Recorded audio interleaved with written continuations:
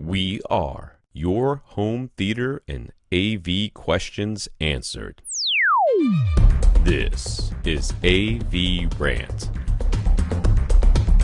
Want your home theater or AV question answered by Tom and Rob? Send it to question@avrant.com. Welcome to another edition of AVRant. I'm Tom Andrew, and I'm here with Rob H. This is AVRant. It's your home theater and AV questions answered. We got a very slight time crunch this morning, so Tom's got a hard out, but we're here to answer questions about home theater and audio video, and hopefully not quite as many Skype dropouts as last week, but no promises, because it's not looking great. Yeah, and I've got mush mouth this morning. I don't know what's going on with me, but I can't talk. So this should be fun for everybody. Yep. Just assume the word that you think I might be trying to say is the word I'm actually trying to say, since apparently addition is too hard for me to say this morning. Took me 3 goes. 3 goes. You know what? My, thing over here in OBS is showing no microphone levels going out to YouTube. So, you know what? The live feed might be silent. I don't know how to fix it right now. Whatever my Audacity is recording. So, yeah, this could be the worst live one ever. Hooray. Well, way to jinx it, Rob, by saying that it can't possibly be worse than last week. Or is that me? That might have been me. I think you can blame me for that one. I will say that after years of living with a little tinking, like weird little sound coming from my ceiling fan and assuming I needed to oil it or something like that, I finally realized it was a little drawstring just moving as the fan was moving, and it was just like rubbing against the side of the housing. And once I moved it like 1 inch, my fan is now pretty much silent. So way for being so lazy that you won't even look at the thing to make the sound go away. So that's me. I will say I did get the museum putty stuff, though. Oh, okay, cool. Rob's been talking about this garbage for like a decade or something, and oh yes, if you want to make things stop, whatever, get the museum putty. Yep. So I got the museum putty. The stuff is nuts. It's not. I thought it was going to be like, a little tacky, and you put your speaker on top of it, and then if somebody bumps into it or whatever, then it'll hold it a little bit, but it won't be. This stuff is like glue, but it's removable, but it's super sticky. And there's all kind of pictures. I guess if people like to use it for their cats, if they have like vases and stuff, and the cats tend to knock things over. So you'll see pictures on Amazon. If you go look for museum putty, you'll see pictures of Amazon that have like a picture of a vase whose bottom is still stuck to the table, but the top is broken off because the cat has it's broken off the top of the vase, but the bottom is still there. So when you're like, I don't want to make sure that this doesn't fall off my speaker stand. If you first of all, I still think you don't have to worry about it. Kids are way more trainable than you think they are. But if you really are worried about it, museum putty stuff is the whole stand is going over before this thing's coming off of it. I would venture to say that if the whole stand went over, I think there's still about a 50-50 shot that the speaker would stay on the stand, even if it hits speaker first. Right. On the ground. right. It's pretty strong stuff. So, all right, Rob, I'm on board finally after having to try. There you myself. go. I mean, I never said that you were wrong. I just never really endorsed it quite as strongly as you did, and now I shall. It's another recommendation borne out by actual experience. There we go. That's what we do around here. This is AVRant, the podcast that answers your home theater and AV questions. To get your questions answered, all you have to do is ask. You ask by emailing us at question@avrant.com. You can go to avrant.com, leave us a comment there, facebook.com/avrant podcast, youtube.com/avrant. You can contact Rob directly, rob@avrant.com. His Twitter's @firstreflect. I'm Tom @avrant.com. My Twitter is @avrant_Tom. That being said, if you really want your question to be answered, question@avrant.com is your friend. Send it there. We will answer it on the podcast if you send it there, guaranteed. Every place else is hit or miss. So let's start by thanking our listeners of the week. To become a listener of the week, you support the podcast in some way. One of the ways you can do that is going to avrant.com, click on the Buy Us a Cup of Coffee link, which will take you to a PayPal donation site.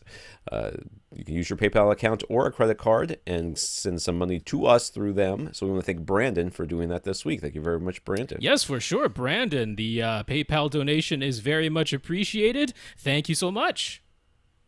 And we want to thank our 125 patrons over at patreon.com. Patreon is a service where you can support your content creators monthly. You can choose us or anybody else that creates content that you enjoy to help them to continue to give you that content. So our 125 patrons over at patreon.com. Indeed, that is patreon.com/AVRant Podcast. If you would like to sign up, it's an automatic monthly donation if you'd like to think of it that way. And 125 patrons. That is awesome. Thank you so much to everyone for supporting this podcast. And folks in the live stream chat have let me know that I cannot be heard. So I think I'm just going to end this live stream because it's a very weird one-sided thing. But yeah. Just me. You get the questions, but no answers. Well, I answer some questions. I resent that, Rob. Yes. I'm the one who said I didn't say it. Hard to defend myself. Attacked and defended by one side. Attacked and defended. That's right. See, in my mind, Rob's just a voice in my head. So me saying it is just like Rob saying it. And Rob saying it is just like me saying it. See how that works? I don't even know if Rob's a real person. I think this might be me doing two voices. You people don't know. We've never been seen in the same room together. That's right. So there you go. All right.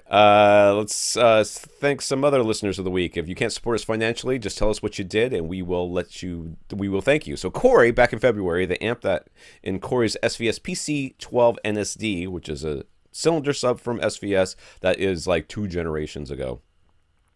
Anyways, it died his amplifier died for the second time. He wasn't sure what SVS would do or say. He was concerned that maybe he had done something wrong since this was his second amp failure. Via email, we provided Gary Yakubian's direct email address. He's the CEO guy, who we love. Great guy, Gary. But Corey held off on contacting him with all the pandemic stuff going on and thinking that being in Canada, cross-border shipping might be an issue. Well, he finally wrote to Gary, and in Corey's own words, quote, "best service ever," end quote. Gary literally replied within 3 minutes, eager to help, even though the sub is now out of warranty. Mm-hmm. Of course, it's out of warranty. It's like 2 generations ago. A replacement amp arrived within 2 days from Ohio to Ontario. Physically replacing the amp with the included instructions was easy, and now his sub is back up and running. That's above and beyond, in Corey's opinion. And he wants to make sure SVS and Gary are given credit, and thank you to us for making it easy to get in touch with the CEO of the company. You are welcome. And I mean, while we cannot promise that SVS and any company that we recommend here will always be as supportive as that, just know that it can happen. So contact us, and we'll set you on the right path to the right people. Well, it's wonderful to hear that he's so happy with the service, first and foremost, and that SVS was willing to stand behind their product like that. Everything that Corey said sounds very reasonable, but it would be lovely if we could anticipate that kind of service from every company. I actually think what was done there is above and beyond, because I'm not going to blame any company who says, well, this is our warranty period and there's going to be a charge for a replacement out of warranty. At least shipping. Totally reasonable to do that. So not going to blame that. But so yes, above and beyond, but wonderful to hear. And Corey, congratulations on having a freshly working subwoofer again. I think that proper customer service and that like just above the bar customer service would have been. We're very sorry for your experience. That subwoofer is well out of warranty, but we'll be happy to give you a $100 off or $150 off your purchase of your next subwoofer with us. That would have. I think that most companies wouldn't even do that much. They would just say, no, I'm sorry, you're out of luck, and Here's a phone number of companies that can maybe take a look at that amp for you. But it'll probably cost you more to do that than just buy another one. So why don't you just buy another one with us? Should I send you over to our sales department? I think that's what most companies would have done. So this is well above and beyond. We also want to thank, we got some notes of gratitude for keeping the podcast going during these pandemic times from Dan, Brandon, Dazz, and Timothy. So thank you, gentlemen, for thanking us. Indeed. Dan, Brandon, Dazz, Timothy. Really appreciate the notes of gratitude. It's very nice to hear. So thank you once again to everybody who continues to listen to this podcast. It's really appreciated. I'm not sure if that's the same Timothy, but I think that's Timothy Albright over at that podcast. What's the podcast that they do every once in a while? I'm forgetting that now. It is not that Timothy, by the way. It's not? Okay. Because he had a question on Twitter, and I was like, asked some question on Twitter, and I responded back to him, if only there were a podcast available that would answer his questions from listeners. And then he told me he was going to send one in. So I don't know if I just missed it or we answered it or I forgot about it or whatever. But so not that Timothy. Timothy, sorry, I misrepresented you. But Tim Albright is also a very nice gentleman. So I'm sure it's a compliment to be compared to him. All right, in the news, about a month ago, we mentioned how a whole bunch of Samsung Blu-ray players, mostly models from 2010 to 2015, suddenly got stuck in a never-ending reboot cycle. But it wasn't every single unit, and it happened without any firmware update. At the time, the speculation was that an expired security certificate was the cause. I must not have been here this week, because I don't remember that. That might have been one of the weeks when Lee was here. Yeah, could have been. Yeah. Well, now the mystery has been solved. It was not a security certificate, and it was not a firmware update or a random bug. It was a logging file in XML format that keeps track of everything you do in the player. It's the Russian hackers.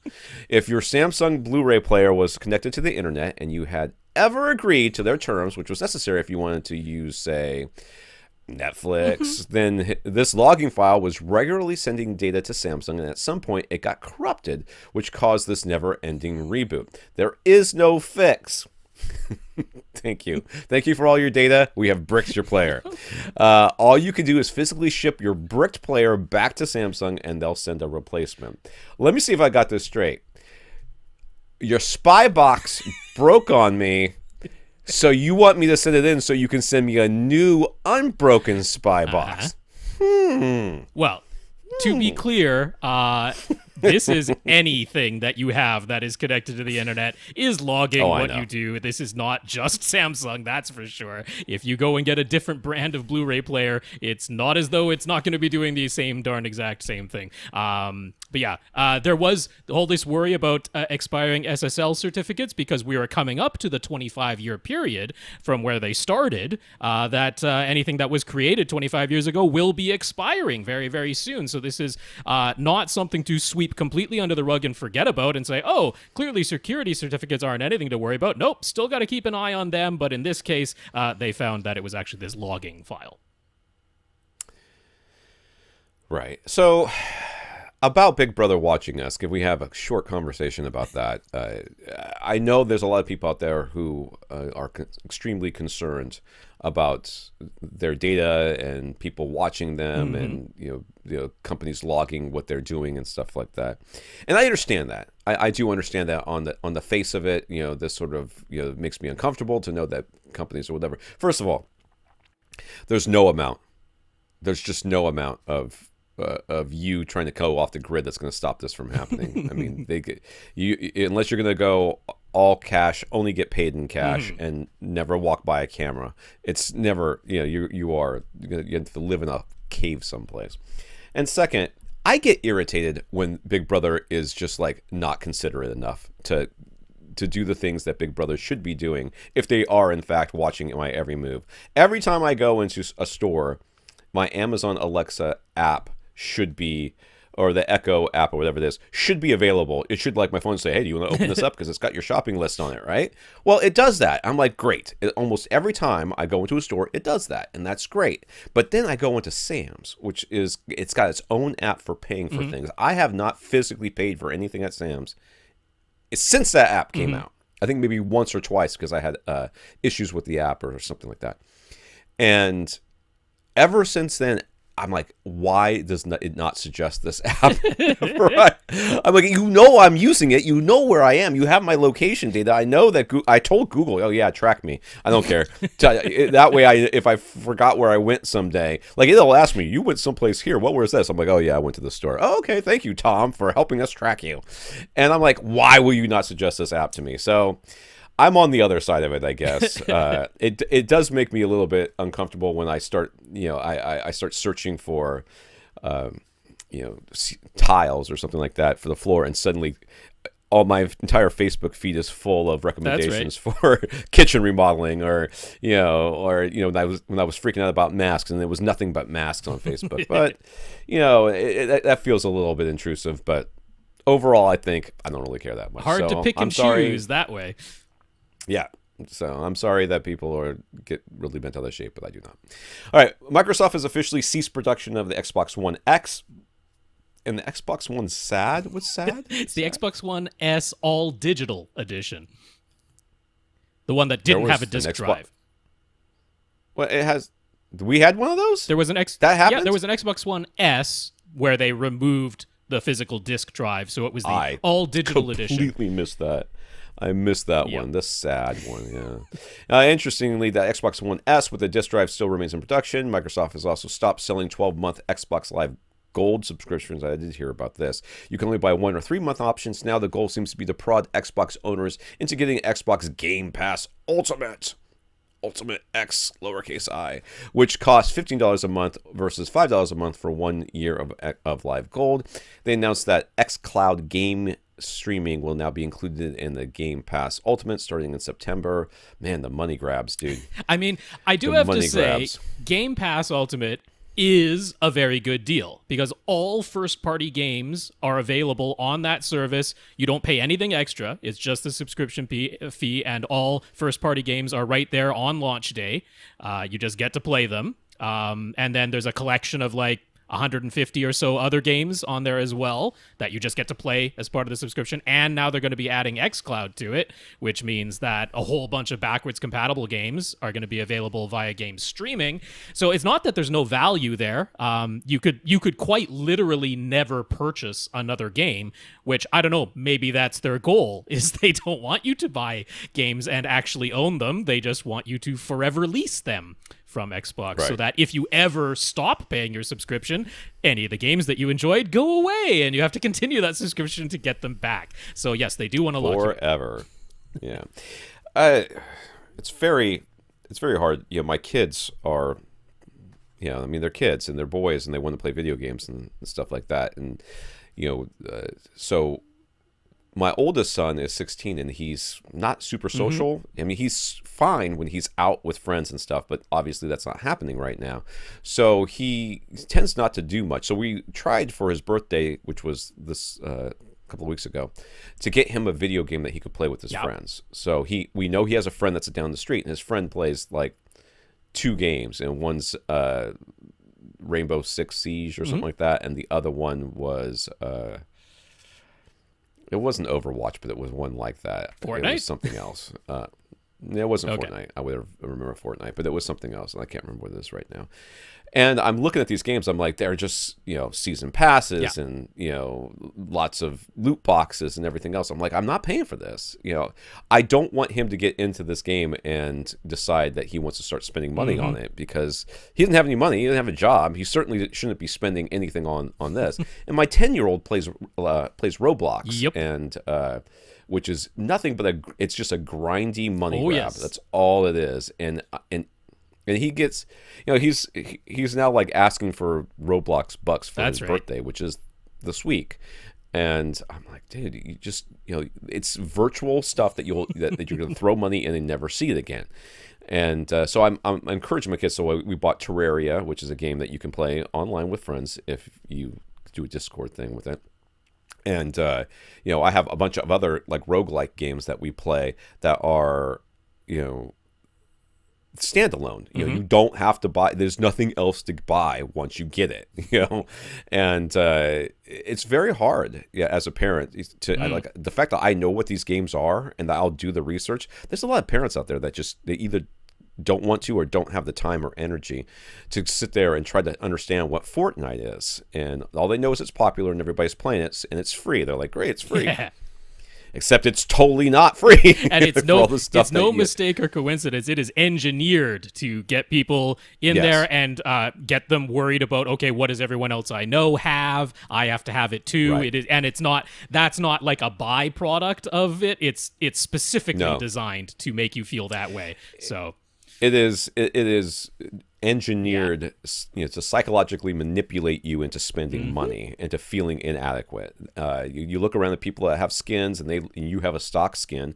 You're like, well, I want one of these nice skins too. And like, okay, well, you can grind for 1,000 hours, or you can pay $5. Well, my time, even though in their case it really isn't true, but their time is, to them, 1,000 hours. Well, I mean, that's worth $5. So why don't I just spend the $5 and it's $10? And then you find out some kid spent 20 grand on Twitch in 17 days by, hacking his mom's credit card, which happened recently as well. And it's just, I feel for parents out there that can't or don't understand what's going on with these games, but they are psychologically manipulating, and they've, I'm trying to prepare my kids for it, and I sit them down and talk to them about it, but it's very hard. They have, gambling mechanics built in. They have, and all this stuff is this FOMO, fear of missing out, and everything else that goes on with these things.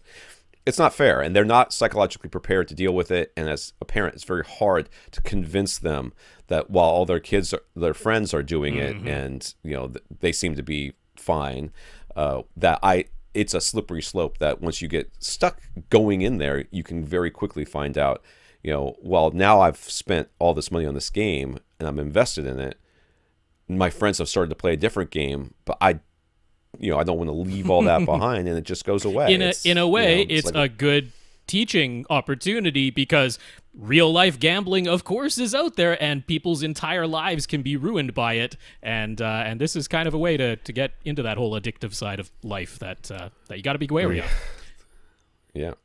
All right, some comments here. Carl says he gets the premium version of Peacock included with his Comcast Xfinity subscription, so he'd figure he'd check it out and give us an early report. As we mentioned, no Atmos and no 4K or HDR at launch, and it's not available on Roku or Fire TV. And even though he gets the premium version with the full library, he still gets ads.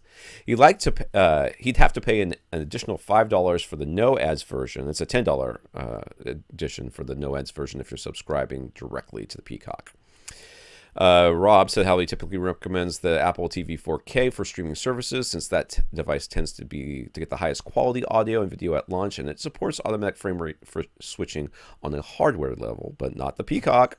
They've apparently decided to use their own video player, not the Apple TV video player, so it does not automatically switch frame rates. It does get 5.1 audio though, so inside the box they're using their own engine to play back instead of using the hardware, is what this means, just so that's clear, because the first time I read it's a software video player instead of Apple's own video player that pretty much everybody else uses, except like Plex doesn't. Right. So that's why Plex is separately, they do their own frame rate switching, because they use their own software player instead of Apple's as well. Right. So on Android TV and Vizio's SmartCast and on Chromecast, it's the opposite. They have automatic frame rate switching, but all audio is 2-channel only. So far, the library of content seems pretty good, but obviously on the technical side, there are improvements to be made. Still, anybody can check out the basic version for free. The library that you can watch is smaller, and you have to watch ads, but at least you can check out what they have available without paying. Wow, this seems so late to the game. Honestly, this really just seems like, wow, you guys, all those people in there that were digging in their heels like the Blockbuster executives who said, "Oh, streaming won't be a thing," and now they're out of business. This feels exactly like this. If it were free, I would do it, but that's about the only reason. I'm not watching ads. So well, it's all the majors now except for Sony. Sony is the last one that doesn't have their own separate streaming service from all the other major studios, but they have a pretty close relationship with Netflix. So I almost wonder if, because Netflix is always needing more content. That's for sure, now that they're losing so much content because everybody else has their own separate streaming service. So I wonder if Sony and Netflix might just partner up, because it would be.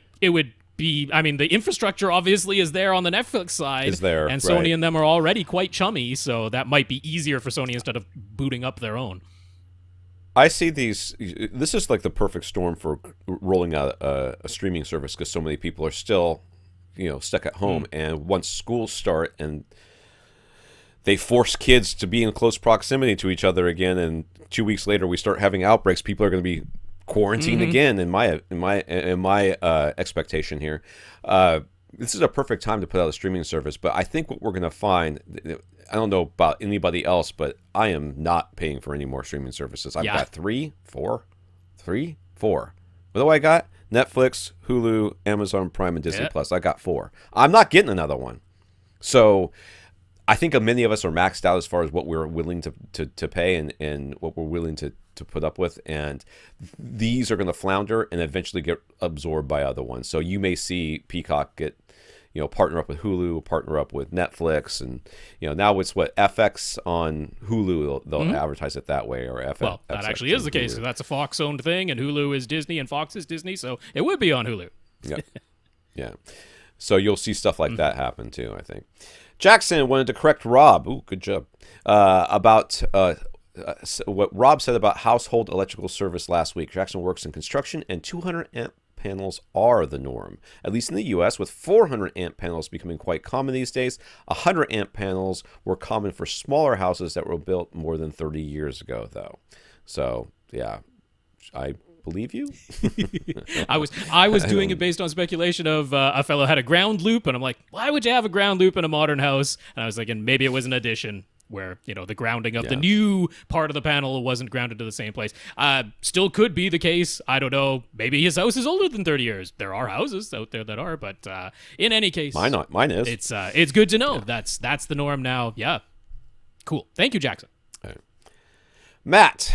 It's the first question here. Matt was hopeful when we described how to get ARC, or audio return channel, working on his Sony X900F with his Marantz SR6012. He turned off all the HDMI control stuff in the Marantz except for ARC, obviously, and then he turned off HDMI-CEC and all of his other sources, at least the ones where he could find a setting to do so. The only thing with HDMI-CEC still on, and this is on purpose, is the Sony TV, and he manually presses the TV audio button on his Marantz every time he wants to use Sony's built-in apps. It almost works. Most of the time it's going along fine, but every once in a while the ARC audio still drops out. So he got an Amazon Fire TV stick. It's the cheapest streaming device and that does Dolby Vision, and he's had no audio problems with that. But the Sony's built-in YouTube app is better, and he discovered by looking at Marantz's signal info menu that for Netflix, his 4K Fire Stick is indeed sending Dolby Vision, but at 1080p resolution, not 4K. Plus, he would just like his new TV to work the way it should. So, do we think it's a defect? Should he go through the hassle of exchanging the TV, or does he just forget about the built-in apps and accept a slightly lesser YouTube experience via the Fire TV stick for the time being? It's a frustrating one. I don't think it's the TV. It really feels like this is an HDMI thing, and he did say he had a couple of other devices where he was unable to find the CEC settings, and he's he just physically unplugged them, and so far he hasn't had further problems with them just physically unplugged. So I still kind of wonder if this is an HDMI control thing. I mean, there are some likely culprits, because there were the settings, which he already did, because I'm that's the first and easiest thing you can try.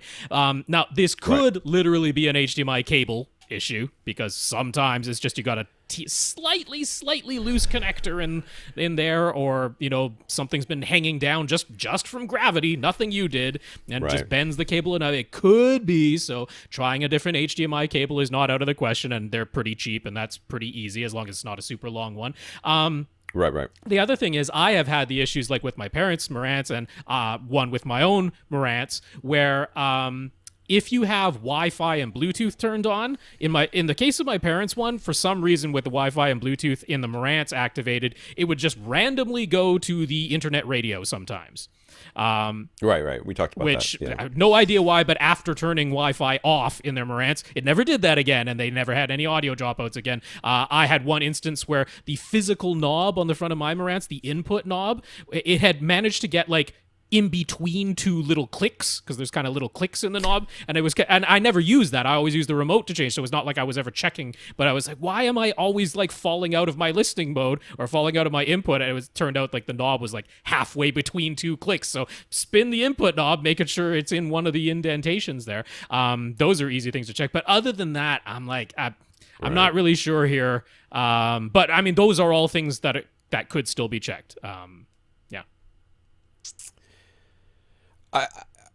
In the end, I don't think it's the TV. I don't think so. Because I mean, most of the time it's working. It could be. So, right.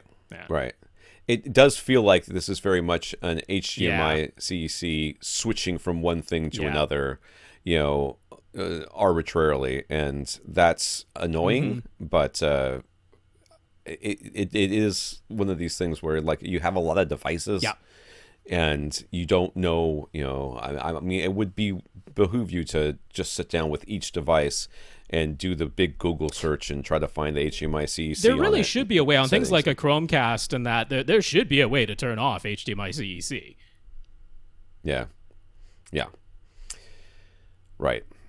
I mean, the YouTube app on there is no YouTube on the Fire TV. I'm not the Fire TV, the Apple TV. Oh, there's YouTube, and actually, they're beginning to do 4K now because they actually are adopting the VP9 codec as well as the AV1 codec that YouTube is switching over. So that it's starting to get better on the Apple TV 4K, but it's still not the best YouTube experience. Right. I am I guess my experience in trying to get the audio down from the TV into the receiver is just, to me, it's almost always an option of last resort. I would rather buy a standalone box. And this feels very much like somebody who's talking about processors. It's like, I wanted a processor that just does the audio and no video or anything else, right? Because if they just got to do the one thing right. But with a streaming box, there are so many different things that are going on that trying to get HDMI CEC involved in the mix is just it's just a recipe for this, what we're experiencing here. So I might just fork over the extra money for a streaming box that does all the things you want it to do and then just never use those apps again. But that's me. All right, so he checked the picture settings listed by Ertings, CNET, and Sound and Vision. They were all pretty similar, but there were a few notable differences, mainly in the motion section. Normally, you wouldn't sweat it too much, but the recommendations for the various motion options range from off to high. So that's an unusually large discrepancy. Could we describe what MotionFlow and CineMotion settings actually do so Matt can figure out what settings sound right to him? Now, MotionFlow and CineMotion should be all about extra frames and increasing the frame rate and inserting black frames. So the MotionFlow certainly is. The CineMotion is just Sony's trademark name for deinterlacing. That's what CineMotion is. So it won't come into play if you don't watch any interlace sources, but a lot of cable boxes, of course, are still outputting 1080i, so you might be using deinterlacing. Now, why? So actually on newer Sony TVs, they just have CineMotion as either on or off. And there's a handful of reviewers out there who have like decried that because they're like, oh, it used to be low, medium, high, but like all it used to be was bob, weave. Those are the two very basic ways of doing deinterlacing. Those were low and medium, or frame adaptive inverse telecine was high, which is like the only one you ever want.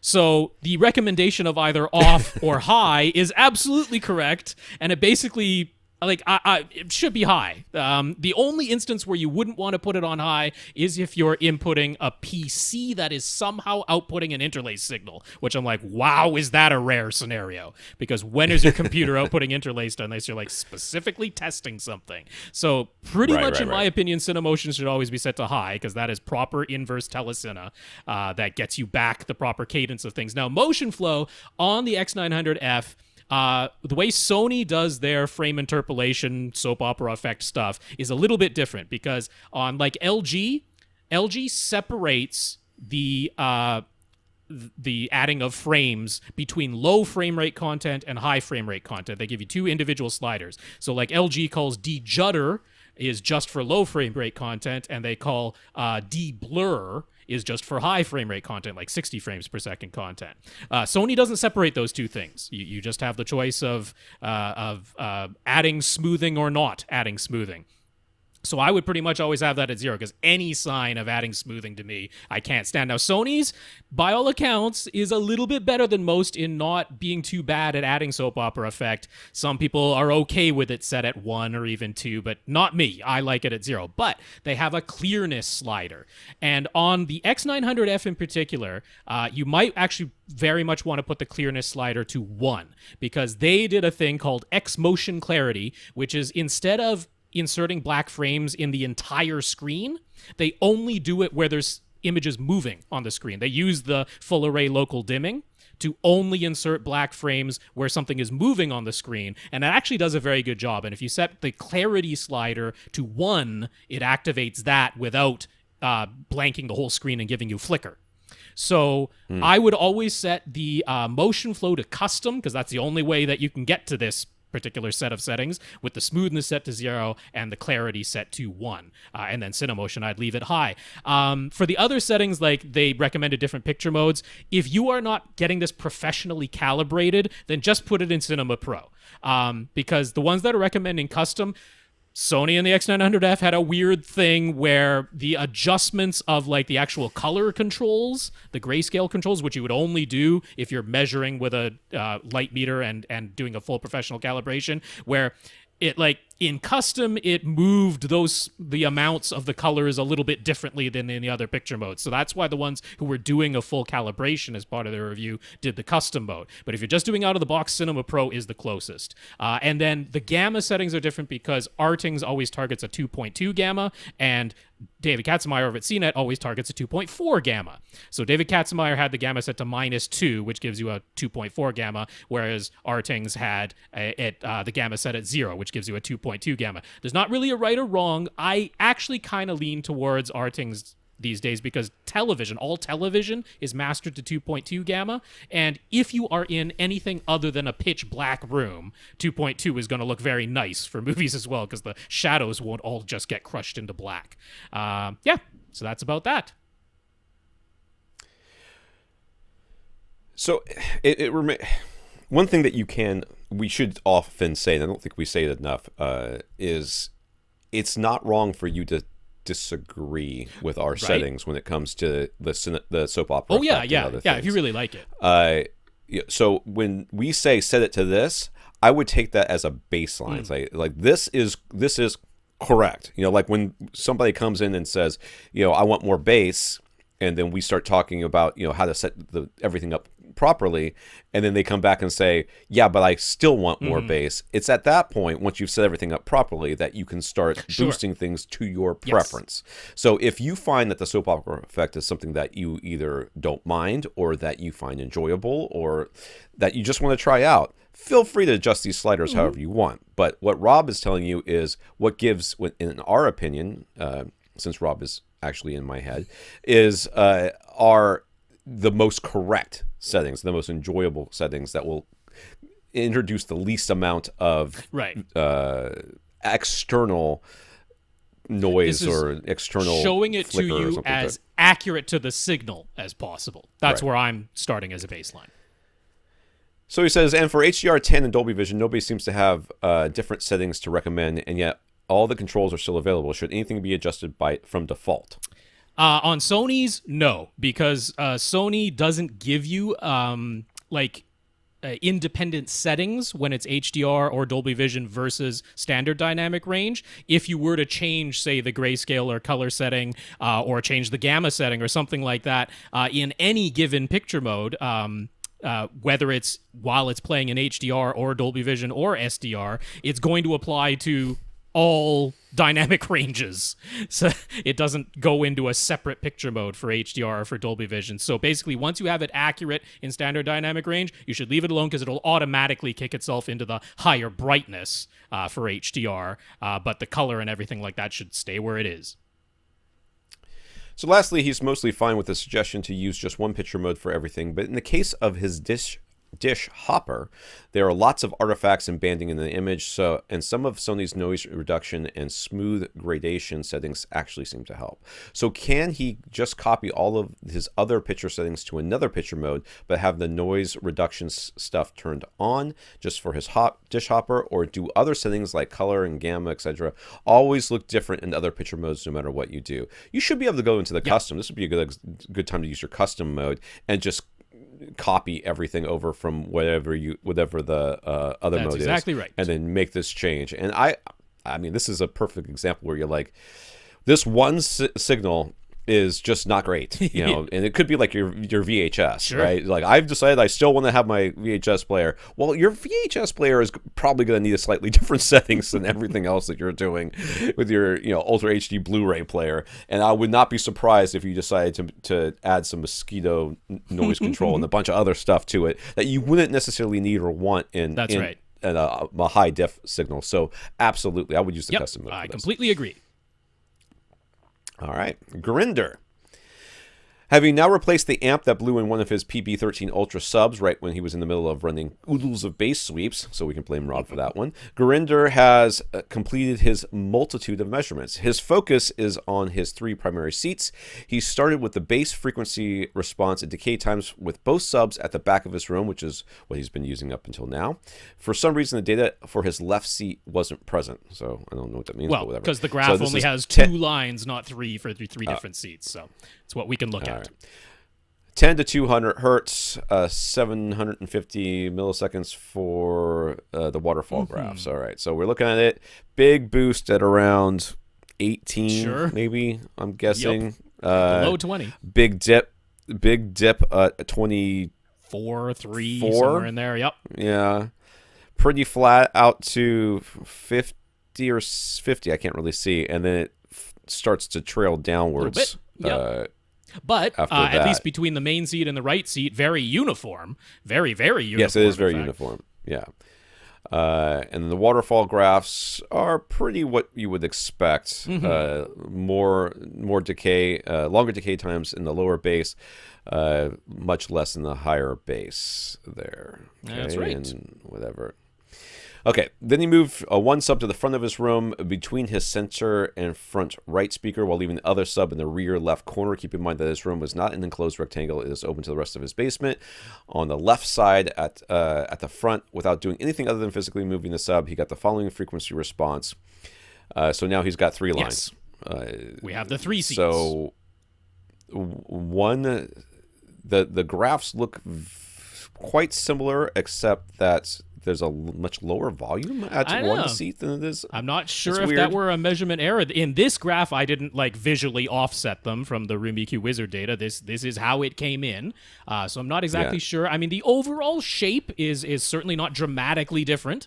But Odyssey could do something with this, especially since the real big problems happen way up at 100 hertz. That's right.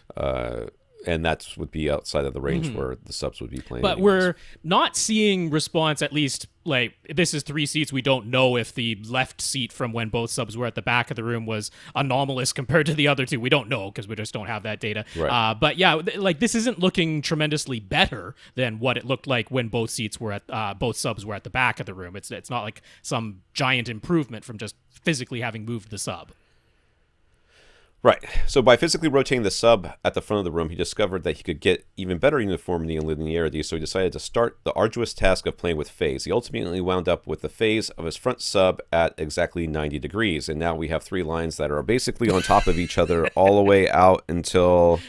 Well, I mean, I would say all the way out until 70, at where least 70, we get divergence there, it's where you start to see it. About 75 is where it starts getting real bad, but up until about 75, it's looking real and good. And while there exactly are some ups and downs still, they are less than what you had when both subs were at the back of the room. And in particular, that rather large dip that was happening at 23, 24 hertz before, that's been reduced significantly. There's still a bit of a dip there, but it's been reduced significantly. So EQ will have an even easier time of making this very linear across these 3 seats because the lines are basically on top of each other. Yeah, and the K times all look almost exactly the same. Yes. across all now, the three graphs. once again, like way down low, we've got some longer decay times, as we would expect in any given room, but the decay times a little bit higher up in the 50, 60 hertz region are actually shorter, better than when he had both subs at the back of the room. So, these are very encouraging results. This will be easily EQ'd. So he's thinking these are pretty good results, but he isn't sure about the decay times. Clearly way down low from about 35 hertz on down. There appear to be much, much longer decay times. Is that anything to worry about? No, nope, absolutely not. And on top of that, there's essentially nothing you could do about it.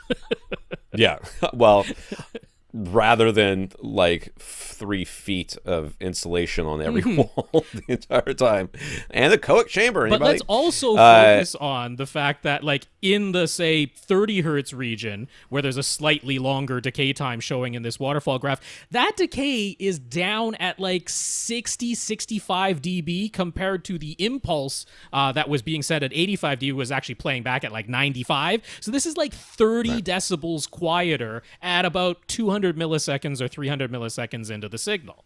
So this is basically inaudible at that point. The microphone can pick it up, but you cannot. So that's why we don't worry about these slightly longer decay times way down deep in the bass.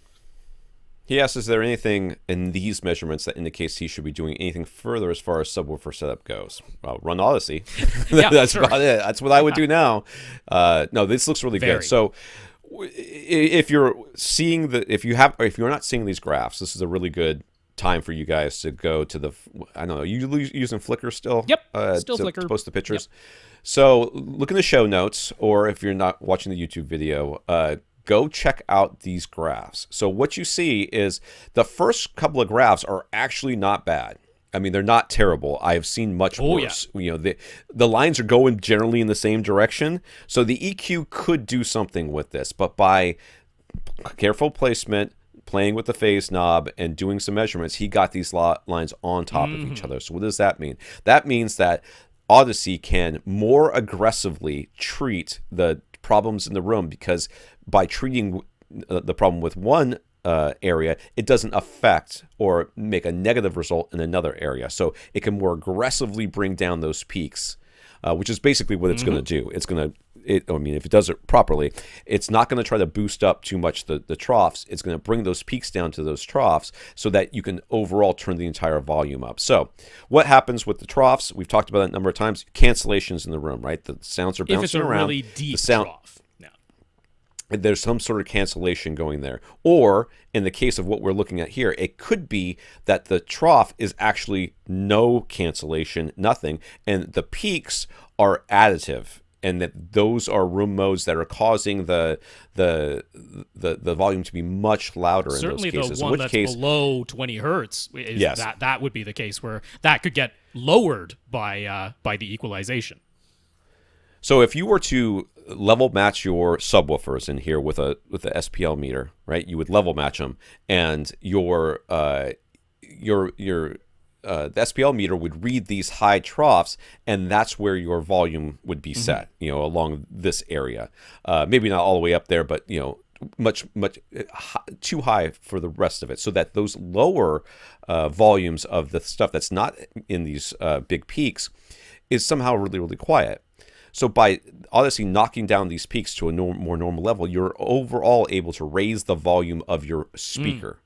So the subwoofer now is overall louder, and all those other frequencies that would have been too soft to hear, or maybe not as noticeable, suddenly come into focus. And by having these lines run on top of each other, it's a really good result he has. Definitely. Here. So after focusing on the subs, he wanted to see what his main speakers were up to. He took a measurement of Odyssey on versus Odyssey off. Any comments?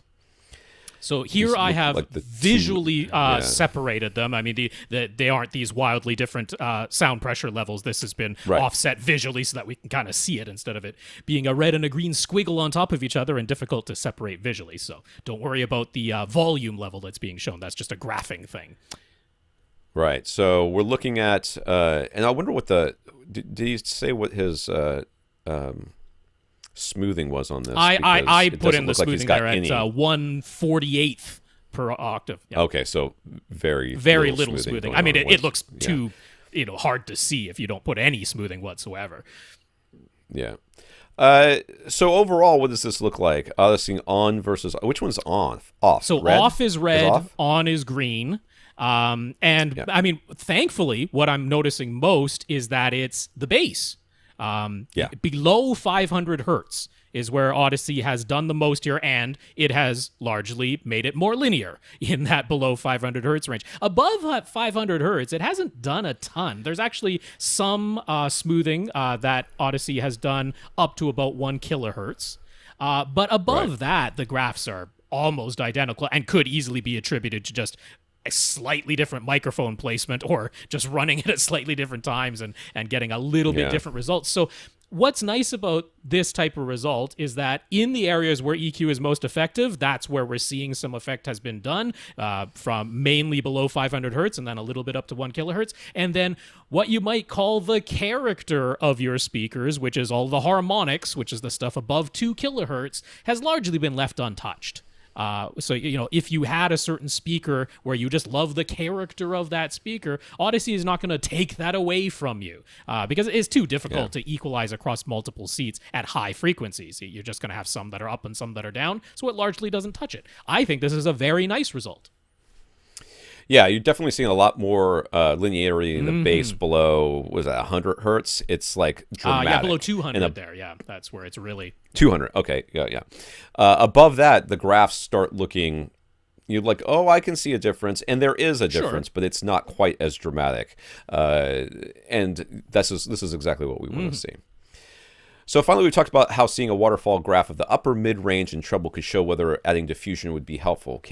Can we weigh in on his graphs? I wouldn't even have to see this graph to say, don't touch anything. It's fine. You got the lines on top of each other. Stop it. But that was the base. Now he's talking about going above the base into where diffusion might be. Because I've mentioned multiple times when people are asking, what more should I do to my room? And I'm saying, well, I'd want to see a waterfall graph to figure out whether diffusion would be beneficial to you. Because where that comes into play is if you have differing, it's not necessarily always like a steady, increase or decrease. It's like differing decay times amongst your upper mid-range and lower treble frequencies. So I've zoomed in on one graph that's, cropped between 500 hertz and 8 kilohertz. I'm really worried about the 1 kilohertz to 4 kilohertz region. That's where diffusion is going to have a large impact. But I like to see the octave below and the octave above to have an idea of if we have uneven times. If we switch over to the full range, which stops at 40 because these are just the speakers, not subwoofers.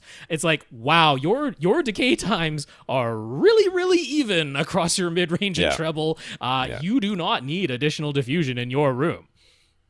No, it looks. I mean, it's basically the decay times are almost identical. So you don't need anything going on here. So you're in really good shape, Gurinder. But isn't it wonderful to have the confirmation? Rob, not this Rob, different Rob. Rob would like us to convince him that he does not need to upgrade his Denon X6200W receiver yet. He bought it before his basement theater was even complete, thinking he would have a 7.2.4 configuration. Now the basement is complete, and he ended up with a 5.2.2. New features have come along, such as HDMI 2.1, an Odyssey Editor app, and AirPlay 2, none of which are available on his current receiver. His display is a B6 LG OLED, and he's looking at the PS5 and Xbox Series X coming out soon and thinking maybe these those might make a receiver upgrade worthwhile. Can we convince him otherwise, since he would prefer to save money? Don't buy another receiver, man. Just don't buy another receiver. It's actually quite easy to do in this instance. So I will say flatly, there is no reason for you to upgrade your receiver until you upgrade your display. Because the display that you have, the B6 OLED, which is a wonderful display, but it does not have variable refresh rate, so it's not as though you need an AV receiver that can pass variable refresh rate through, because your TV right now doesn't do it. Your TV doesn't do 4K at 120 hertz, so you don't need an AV receiver that can pass that through. And even if you were thinking, oh, I might end up having to connect my PlayStation 5 and or Xbox Series X directly to my television to get the very best video experience, then I don't have eARC to send the very best audio back downstream to my AV receiver because the 6200 doesn't have eARC. Well, in your instance, the most that your current television can get is 4K 60 with no variable refresh rate, which your 6200W can pass through. And it can pass through Dolby Vision. It got the update to do that. It didn't have it out of the box, so if you look at the original specs, you won't see Dolby Vision, but it got a firmware update in 2018 to pass through Dolby Vision. So your receiver and current television are very nicely matched. I guess AirPlay 2 is like... how much does that really matter? The Odyssey Editor app, sure, that's a nice thing to have, but by no means the end of the world. You can still run Odyssey inside of the AV receiver itself. So, no reason to do it until you possibly upgrade your television. Now, if and when you do upgrade your television, first of all, I'm going to tell everybody I don't think 2020 is the best year to buy a new AV receiver. Like, I'm glad that they're being aggressive with the features and all that, but you have one bandwidth limited HDMI 2.1 input, and I am convinced that will not be the case next year when the 6800 comes out. I'm expecting you'll have more than one HDMI 2.1 input so that you can actually use it as a switch. So I will definitely tell you, you don't need to right now because you can't even benefit from it with the television that you have. And when you upgrade your TV, well, hopefully it's a year later, and that might be a time to buy a new receiver. There, I hope that's convinced you, Rob. Yeah, right. This is a terrible year to buy receivers. I don't think it's the right It really time. is. And we've seen this happen when HDMI first came out, and then HDMI 1 point, whatever it was that was important, 4, I think, was that we started seeing just one input and stuff, and we're like, oh, we're going to do it with one input. So, yes, I would wait. Manuel. I think it's whatever. Manuel. Manuel previously asked what he should use to decouple his Ascend Sierra 2 speakers from his furniture on which they're sitting. And he also asked if their placement is okay, if he should pull them forward. This was one of the weeks when I was away, and Robin Lee didn't answer that second part. I just slipped my mind because we did it as a 2-part question. And it just slipped. So what do we say? I say you pull your speakers forward. Yep. First of all, is there another speaker underneath this thing? Because I don't see a center. There is panel, no center. He is fine. running a phantom center. Okay. Yes, you want your speakers, the front of your speakers, to be proud, as Rob likes to say, of whatever they're sitting on. So just make sure that you're not the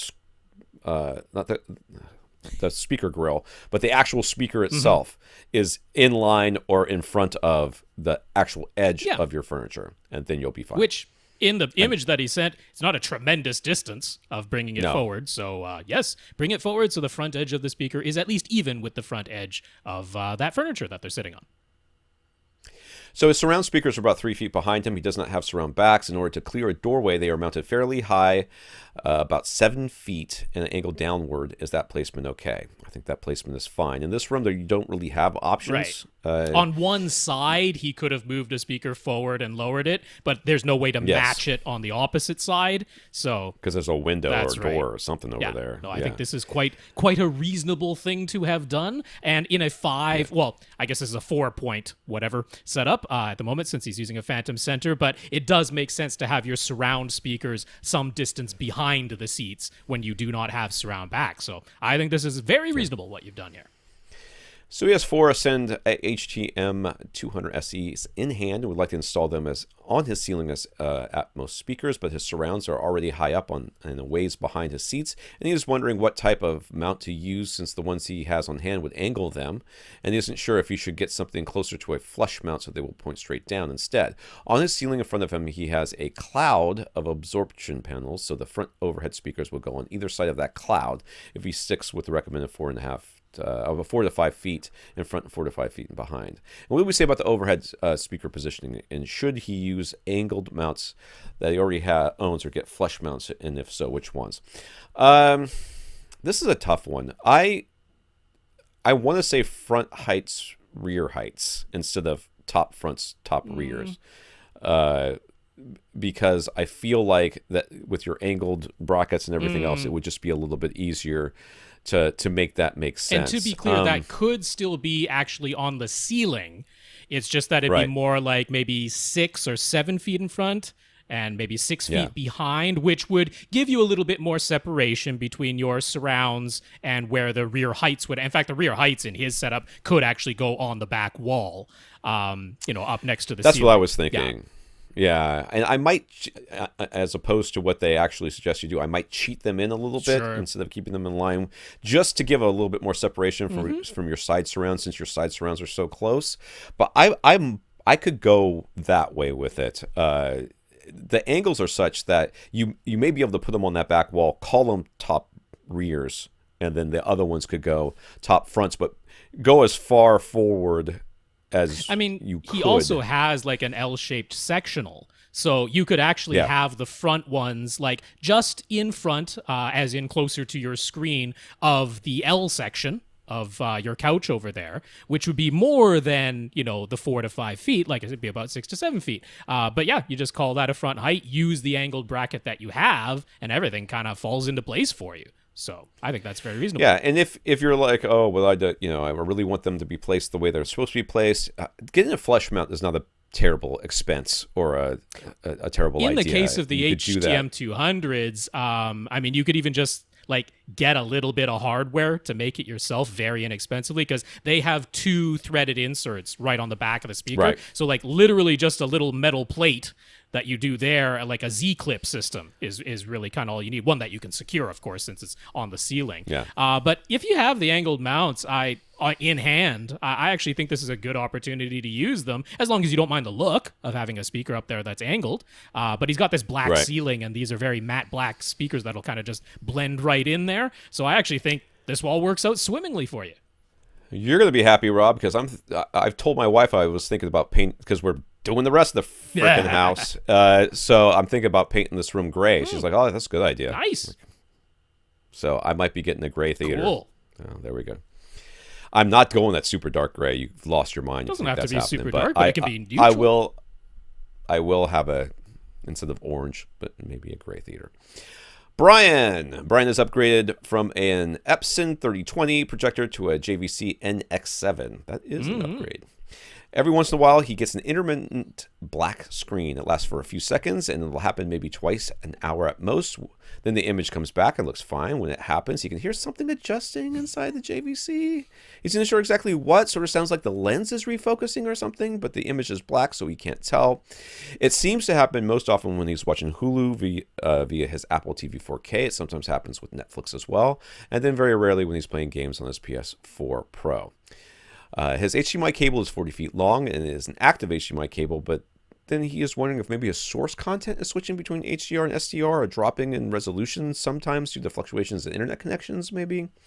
It happens with Hulu when he isn't watching HDR content, though, so he doesn't really see how it could be that. So what do we think? Anything we can suggest to help him troubleshoot this annoyance?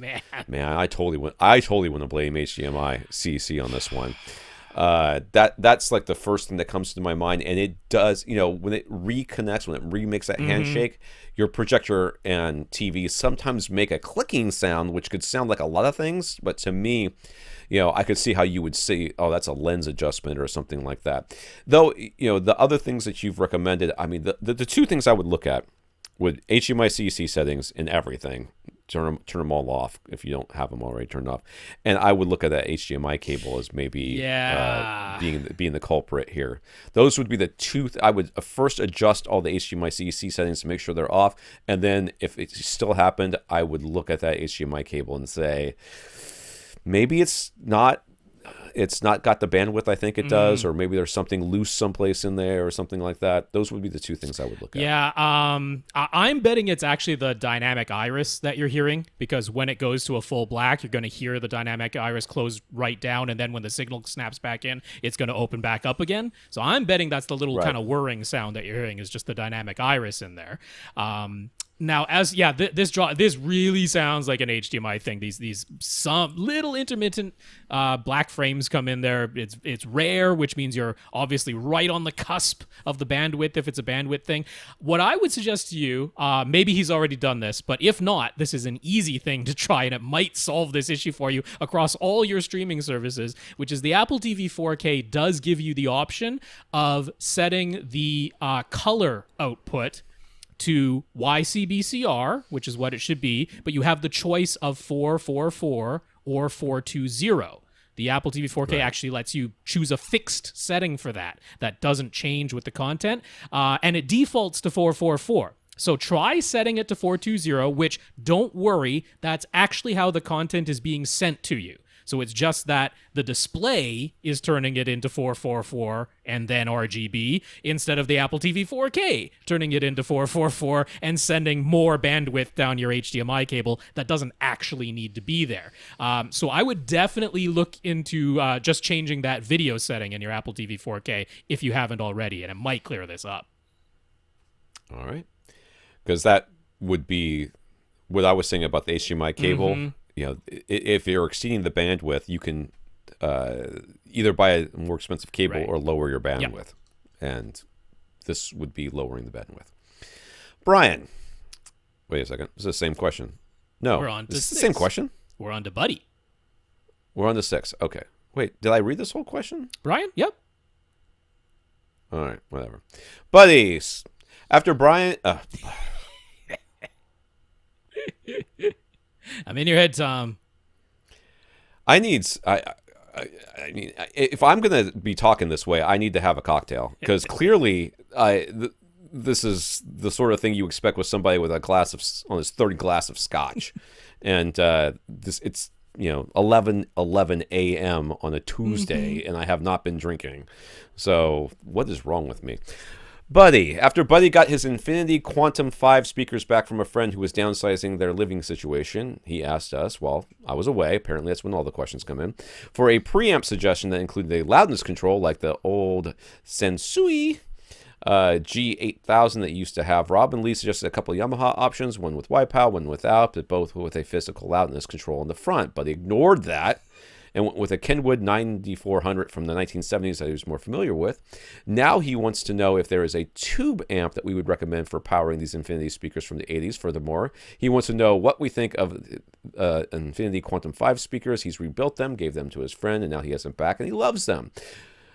So let me just say, when somebody says to you, "Oh, here's my new child, isn't he beautiful?" and you look at this squirming mass of baby that looks like it was just sat in water for 9 months, and you go, "Oh yeah, he's beautiful, looks great." I love your speakers. They're fantastic, buddy. They're fantastic. Best speakers I never heard. So there you go. So tube amp, what do we think, and what do we think of the speakers? I think that you love them, and therefore I too also love them. And I have no recommendations for a tube amp because I don't think you should have one. But there are tube amps available out there, and I'm sure that you can find one. And clearly, our advice is very optional to you, since the last time we suggested something, you got whatever the heck you wanted anyways. So I think you should get the tube amp you're already looking at, and then tell us how great it is, and I will tell you that I agree with you. I have zero experience with the Infinity speakers. Never heard them, so I can't offer any opinion on how they sound. I have no idea. So yeah, that's. I'm sorry, I can't praise or have any criticisms of those speakers. Even if you had heard them, he loves them. That's all that matters. He loves. Well, not only that, but he rebuilt them. That's right. So who knows what they sound like? They could sound like anything. So, I mean, it's like, hey, I just bought a custom car. What do you think? Well, I'm not in the car, so I don't know. I mean, like, how am I supposed to have an opinion about this? But yes, buddy, the best speakers ever. As for a tube amp, so, I mean, it tends to be the case that a lot of tube amps are very expensive, and in previous questions that Buddy has asked about, price is an object. It's not that he's got limitless funds to just throw at anything, so I think he's looking for something that's actually of a somewhat reasonable dollar amount. Now, I imagine, since in every previous instance that Buddy has written to us, he's basically gone with something that he was already familiar with from the 70s or 80s. He's found one used. He's been very happy with it when he did. And I can't recall if he's ever gotten one of the new items that we've recommended. But he seems to enjoy still writing back to us, so I will mention to you that Monoprice. Monoprice has some very reasonable tube amplifiers.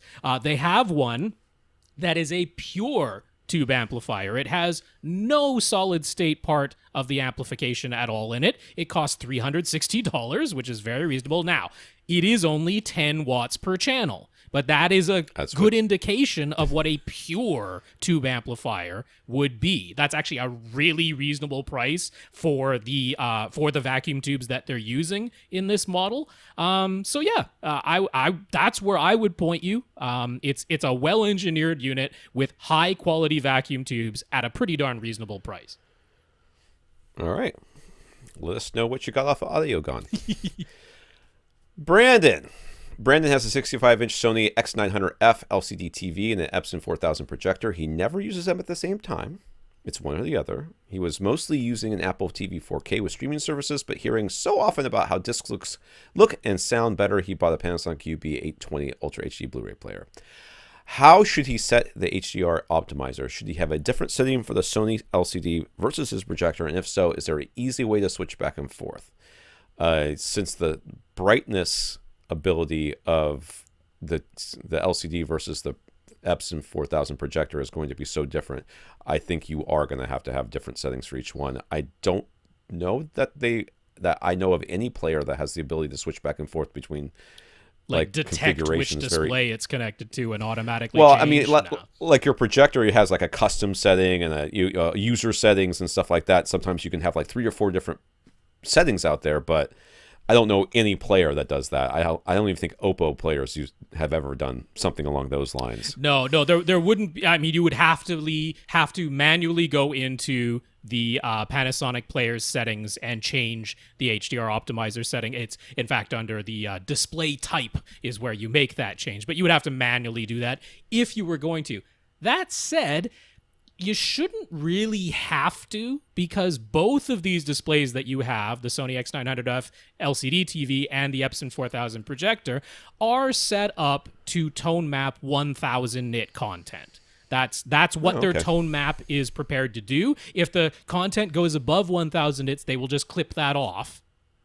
But if the content is below 1000 nits, I mean, they're set up to tone map 1000 nits and retain that detail. So setting it to the medium brightness display as the display type in your Panasonic UB820, that will target 1000 nits for all discs, and it should retain the detail in both of your displays without having to change. Good. Well, there you go. I didn't know that. Any particular movies we would suggest that might wow him, particularly in terms of the disc version versus the stream version, to convince him that getting the disc player was worth it? I mean, depending on your internet connection, any disc should work here. But, I don't know of anything off the top of my head. So I will say Spider-Man Into the Spider-Verse. Most definitely the disc is superior to the streamed version. There's actually even a frame rate thing in there where they animated intentionally Miles Morales at a lower frame rate than Peter Parker to make him look like less smooth and less practiced than Peter Parker was. And that comes across more clearly in the disc version than in the streamed version. And the HDR is more spectacular in the disc version. Batman vs. Superman, not a great movie, but the HDR in it is kind of spectacular, particularly when the flash arrives and it gets up to 4000 nits. That's where you're going to see that with the HDR Optimizer of your Panasonic, you actually see some details in Bruce Wayne's white shirt, whereas it just turns into a white blob on pretty much any other display without the tone mapping being done to it. And then Mad Max Fury Road is another great one that always wows because it's mastered to, I think, 2000 nits in that one in that case. But like the fire that's going off in that, it retains its color and those bright highlights in the fire better on the disc version. There you go. So any other settings he ought to change in the UB820? Well, I'm not going to dig into the detail. I will refer you to HDTV Test, Vincent Tio. Now, he's actually going through the settings in the UB9000, but other than 1 or 2 settings, which he actually mentions throughout the video, they're identical to the UB820. So I'll have the link to Vincent Tio's settings for the UB9000. All right, lastly, a few comments. First, you heard us mention a few episodes ago that an HD Fury might be necessary if someone wants to retain Dolby Vision on the flat panel while also showing HDR on the projector. But for his setup, since he never uses the flat panel and the projector at the same time, he can just go into his Marantz receiver's menu and change the HDMI output to monitor 1 or monitor 2, but not both. He's programmed his Harmony to make that switch for him, and it seems to be working perfectly. That's really good. I had actually kind of forgotten about that because he mentioned in his comment, he's like, you were the guys who mentioned it, but then I haven't heard you mention it again. I'm like, I kind of forgot that I had mentioned that. That's a good suggestion. Because, of course, a lot of people, when they have both a flat panel and a projector, they are using only one or the other, because, like, a lot of people have the screen come down in front of their flat panel. That's how they do it. So thank you for reminding me that I actually suggested something that worked and then forgot about it. So second, his wife pointed out to him that the audio sounded flat for some reason. Brendan realized it was because he had relabeled his top front and top rear speakers as front heights and rear heights, as we suggested. But then he hadn't rerun Odyssey, so those speakers were actually silent. If his wife noticed it completely on her own, as she did, then Atmos must be doing something right. I guess. Yep. My wife heard it from the kitchen. I know I just did that with my wife thing, but I always find it so insulting to say that. I mean, in my case, we were sitting there watching Days of Future Past, X-Men Days of Future Past, and as we're watching it, I'm trying to explain to my wife so that she's caught up, kind of knows what's going on, because she doesn't remember anything. She literally is just sitting here and not paying attention to anything that's going on. Like, she couldn't. I'm like, you remember the robots? And she looked at me, she went, robots? I'm like, yeah, the robots at the beginning that just killed everybody. No, I wasn't really paying attention. I'm like, that is a conversation I've had with my wife. So, I don't think that all wives are like that, but my wife definitely is. So when I say that my wife knows something, it's like it must have been the world's most obvious thing. So lastly, he says finally he's saving up for an Ascend Sierra Horizon center to match his front left and right speakers. In the meantime, he's tried using a DefTech and a Paradigm center, both of which sounded okay, pretty good. But the best experience was just using a Phantom center. So Tom is right. The center speaker really is the least important speaker in a surround sound system. That is true. I have said it, therefore it is true. So that's good stuff. Reminders, confirmations, and his wife heard it. Yeah. And his wife heard it. There you go. My wife heard it. Jason, on our advice, Jason went with a pair of SVS Ultra bookshelf speakers instead of towers, and he's thrilled with them. His only movie and music source is his Apple TV 4K. He's been noticing that movies seem to have a lot more low end versus music in the setup. Movies sound great, and he wants the same strong bass for music. If he manually turns up a subwoofer a few dB, that seems to give him the experience he's wanting. But since he's only using one hardware source, he can't have input specific settings on his Denon S7300H, and that model doesn't have a separate 2-channel only setting either. So would it be crazy to buy an HDMI splitter? That way he could feed his Apple TV 4K to 2 different HDMI inputs on his Denon, and then he could use the option menu to boost the subwoofer output on just one of those HDMI inputs. What do we think?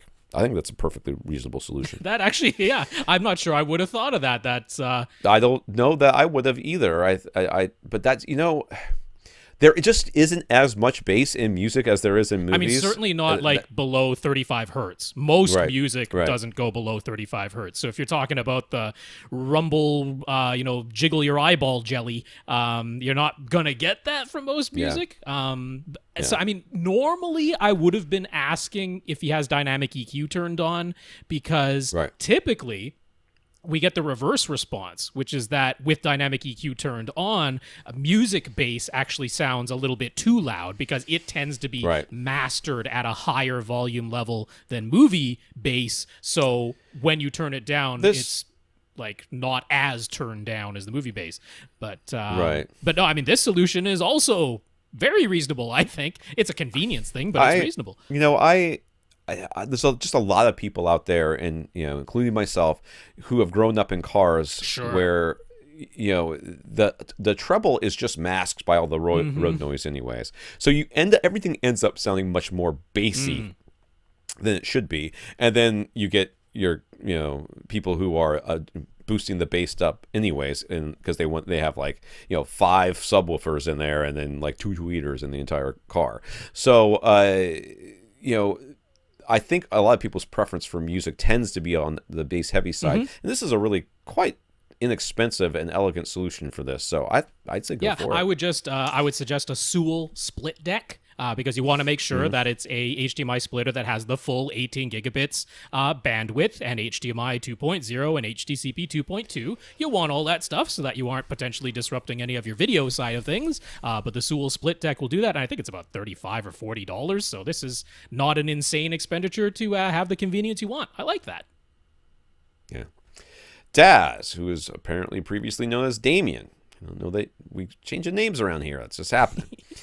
Dazz has decided to go with Monoprice Alpha Series in-ceiling speakers for Atmos. They have available metal back cans and drop ceiling brackets, so they are an affordable and complete solution. His front left and right speakers are quite far apart due to his projection screen up front, and the left side of his drop tile ceiling right beside the wall actually angles down slightly, so he's planning to install the Atmos speakers one ceiling tile over, which actually looks better in terms of getting them away from the side walls a little bit, but they'll end up not quite as far apart as this front left right. That shouldn't be a problem, right? Yes, I 100% agree. Sometimes, especially with large projection screens, your front left and right speakers are very far wide because you're making room for that screen. I find no problem with taking your speakers, your overhead speakers, into the room a little bit. Even if you don't have this angled ceiling, all these other issues, I would still say bring them into the room a little bit for Atmos. I think that's not fine. only that, even Dolby's own recommendations have changed a little bit, as Dolby recommendations on speaker placement tend to do. They're no longer so. Ideally, they're still saying, like, if you had the perfectly set up room with all the optimized angles and the speakers at 22.5 degrees and the perfect viewing distance and all that the overhead speakers would end up in line with your front left and right speakers. That is still the case. But they're now saying that the distance between your left and right overhead speakers should be somewhere between half of the room's width and 75% of the room's width. So, whatever your room's width is, chop it in half or chop it into 3/4, and that should be the distance between your left and right overhead speakers. And it sounds like that's pretty much what you're going to achieve with this placement. His wire runs to the ceiling speakers will end up being about 20 feet long, and they'll be powered by his Denon X4400H built-in amps. What gauge of speaker wire would we recommend? Would 12 gauge be overkill for Atmos speakers? There's just... okay, so is 12 gauge overkill? It's not overkill. It's probably more expensive than you need to spend, but it's perfectly fine. It would be more than enough. 20 feet is not a long run. When you talk about long runs of speaker wire, you better be talking hundreds of feet before you start talking to me about whether or not I need to upgrade my. If you said 14 gauge, I would be fine. If you said 16 gauge, I would be fine. If you said 22 gauge, I would say that's probably not. I would probably go. Yeah. A little bit bigger than that. For this, I would say 16 gauge because it's so easy to get the bulk 16 gauge speaker wire. Right. There's like gazillion different companies that sell it for pennies a foot. So I'd probably just go 16 gauge here. Honestly, like 18 gauge would be fine, but because the 16 gauge is so readily available, that's what I would say. Yeah. So is it overkill? It's not, but it doesn't. It's just more expensive and it's thicker. Slightly thicker, and you don't need to spend on money. So if you have it, right, you can use it. If you don't have it and you're going to be buying something, buy 16 or 18 gauge. At the moment, he has his gear up front below his screen, and since he has a drop tile ceiling, he ran the speaker wires for a surround backs up the front wall behind his projection screen into the ceiling. It's a fixed frame, so he's a little bit concerned about it pinching those wires, as well as the wires potentially pushing against the back of the screen. It's an exterior wall, so just cutting small holes at the top and the bottom, trying to fish a tape or wire through hasn't been successful. He feels like he's gotten pretty good at drywall repair. Should he open up the wall to either side of the speaker wires or run conduit? Or maybe just go with thinner gauge speaker wire and leave it exposed behind the projection screen. Well, first of all, my projection screen is wall mounted, but there's still space behind it. Yeah, because there's a little bracket that holds it onto the wall. There's a bracket, right? and there's just no way that I can see no world that there is speaker wire going behind my projection screen right now, and pinching is not an issue. So I would not do any of the things you said, and I would just run it behind the screen and call it good. And if you got the 16 gauge, I think you'd be fine. Because maybe he's got some 12 gauge and he's like, it seems to be like squeezing a little bit. Could be the case, but I'll bet you 16 gauge will fit back there with no problems going between the frame and the electrons don't care if you squeeze the wire if you actually kink the wire outright, then yes, it would. But if it's just the outer jacket, they don't care at all about what happens to the outer jacket. But some people have like that kind of round, like 12 by 4, speaker wire or something like that. It's kind of hose like that could be an issue in this, but I think 16 gauge wire will go up there no problem. Terry previously asked if we thought it would be crazy to install a third pair of overhead speakers with the idea of eventually having a 7.2.6 setup, but for the time being connect them in series so that we have top middles directly above both of his back row of his front row, both his back row and his front row of seats. He has one pair of angled GoldenEar in-ceiling speakers in front of his front row, labeled as front heights, and one pair of GoldenEar in-ceiling speakers that fire straight down directly above his back row. So we said another pair of speakers firing straight down above his front row could make sense if what he wants most is to notice the Atmos sounds directly above him.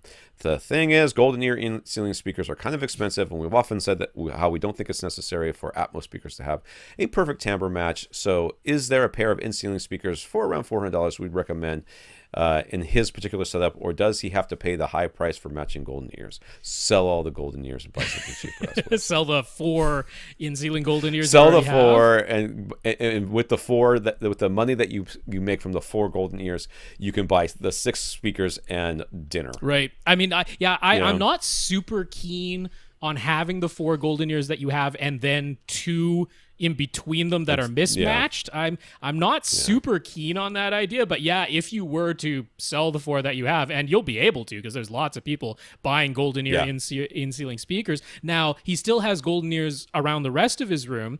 If you actually go over to the Monoprice Amber series of speakers. Now, I am not by any means going to tell you that they have a timbre match to the GoldenEars, because GoldenEar has their own sound that they're going for. Right. They're not going for straight linearity. But at least you'd be getting an AirMotion tweeter in those Monoprice Amber speakers. I'm picky enough about timbre matching, even in overhead and back speakers, that because GoldenEar is quite distinctive, my inclination is to bite the bullet and buy another pair of GoldenEars and have 6 matching GoldenEars, plus your matching GoldenEars all around you in the rest of the room. But if you just don't want to spend that much money, I think the Monoprice Amber series that at least have folded ribbon tweeters that are the same technology as the GoldenEars with the timbre is not going to match. But then you're going to be running your room correction and all that kind of stuff too, and these are Atmos speakers. So yeah, one way or the other. Either have 6 GoldenEars or have 6 Monoprice Ambers. Okay, I can go with that. Okay. So the 4 in-ceiling speakers that he has do not have backer boxes, and they seem to sound good the way they are. But we always seem to strongly recommend having a backer boxes. So what is the function? Are we mostly just concerned about sound isolation? And is it all about fire safety codes, or are backer boxes actually necessary in order to get the best sound quality? It's about sound isolation more than anything. You don't, especially when people are talking to us about soundproofing their room, or keeping the sound within the room as much as possible. A backer box is 100% necessary. If you've got a home theater and it's off to one side of your house like mine is, and the attic above it is full of insulation and stuff, and you don't have backer boxes up there, and you're not noticing sound anywhere else in your house that you're worried about, I would not worry about backer boxes. Well, I will say, if it's actually an attic space above your ceiling, you probably do need to have back cans. Yeah. That is a fire safety code thing, which that's not us recommending it. That's building code in your area. So you might want to check on that. If this is a self-installation, make sure that you're following safety code, because otherwise your house insurance isn't going to cover you if your house burns down. So that is well worth it to just have a back can on there if that's required by code. But if this is a basement home theater, and then, it's the floor in between your basement and first level, most places, certainly in North America, don't require back cans for safety code for that part. It's typically only for the attic. Some other places in the world might have different rules, so look that up and make sure that you're within code. But yeah, that's a rule. You just got to follow that. It's not about sound quality. That's not the reason we're recommending backer. It's pretty much for why we recommend them is the sound isolation. If that's not an issue for you, I don't have a problem with the back being open. Okay. Nick appreciated our suggestions last week for what to do about his living room setup, where he has 5 retro mini gaming consoles plus a Switch and an Ultra HD Blu-ray player, but an older receiver with only 3 HDMI 1.3B inputs. But then he got to thinking, in his dedicated theater, he's using a Denon X3600H, but in his heart of hearts, he really wants to go beyond 11 speakers. Doing so was beyond his budget previously, but now that the X6700H has been announced, when prices come down a bit, there's a reasonable chance he can get the 13 speaker setup he wants, at which point he can move the 3600H to the living room and have plenty of HDMI ports. So to get by in the meantime, would we agree that a monoprice HDMI switch is a sufficient stopgap? None of his retro consoles or the Nintendo Switch put out anything higher than 1080p, so it doesn't even need to be an HDMI 2.0 switch, correct? And if he has to slum it with an optical audio connection for his Ultra HD Blu-ray player and future PS5 console for a few months, he figured he can live with that. Thoughts? Sure. I mean, we're talking about a few $100s to get a new, S series Denon receiver now for the living room versus, you're talking like $50-$60 for a 6 or 8 port switch that doesn't have to be HDMI 2.0. HDMI, in fact, doesn't even. Well, your receiver is an HDMI 1.4, but you don't need that for 1080p with no HDR either. So you can get a very basic HDMI switch, probably for under $50. It's certainly cheaper. And if you're going to end up buying a even higher end receiver for your dedicated theater, which then means you can hand me down the X3600 that's in there right now to your living room, that makes sense to me. Yeah, so there you go. I think that's a very decent plan. His older Onkyo receiver in the living room does not have HDMI-ARC, or audio return channel, but he could plug his TV's ARC connection to a regular HDMI input on the Onkyo and get lossless audio that way. No, that unfortunately doesn't work. ARC has to connect to ARC. It's a protocol that it's like a two-way communication thing. So unfortunately, you can't just use the audio return channel on your television like a standard HDMI output. It has to actually see the ARC little bit of code from the AV receiver in order for that to work. So no. Plus, on top of that, regular audio return channel couldn't send lossless audio anyway, other than 2 channels of uncompressed PCM. But if you're talking about surround sound, it didn't have the ability to send lossless anyway. So in both instances, nope, can't do that. So he hadn't considered 5 identical Ascend HDM200 SE speakers until we suggested it last week, but he doesn't want to wall mount his front, left, and right speakers, so they would end up on stands. And if they're going to be on stands, they'll end up taking up the same floor space as the larger CMT 340 SE speakers, so we still draw to those. The thing is, the HDM200 SE would really fit best as a center, so it would be out of place to use a 200 SE with a 340 SE mains. I have never recommended a smaller center channel to pair with larger front, left, and right speakers, and I don't think I'm going to break my streak today. It's just this is not the direction you kind of want to go. Either have them all matching or get the larger center. More often than not, I will recommend a larger. Not more often. I mean, if it universally, if I'm going to recommend a different size center, it's going to be larger than the speakers that they're paired with, just because the center channel has more duties, and you don't want that thing to be the thing that's holding you down. It's going to have a lot of that, the very important vocals that are in there. If you really want these 340s, get 340s and do a phantom center. That's what I would do. I would not buy a 200 SE and put it in there, the smaller speaker, and put it in there. I would just do away with it and have a phantom center. Well, I would say that like the 200 SE as a center with the 340 SEs as the mains, the timbre match is not going to be bad, but the output capabilities are different, and you're kind of, the center. You're not going to, how often are you going to want to overpower your center with your front, left, right? It usually goes the other way around if it's going to be anything, just like Tom said. So I would suggest you, because it seems like he's just kind of averse to the 200 SEs as fronts. They don't have to be wall mounted, but I think he's picturing them as sealed, so he wants that boundary reinforcement for more bass, whatever that might be. There's a model in between. There's the CBM 170 SEs. They're smaller than the 340s, but they're a little bit bigger, and they're ported, and they play lower than the 200 SEs. And you can get a center version of that, which is smaller than the 340 center. I say get yourself some CBM 170 SEs from a center. And then use the 200s as surrounds. And then use the 200s as surround. Yeah. That's what I say. He's not going to do it. Cut the difference. I know. He wants those 340s. He wants the bigums. He's gonna buy that 340s. Just go phantom center.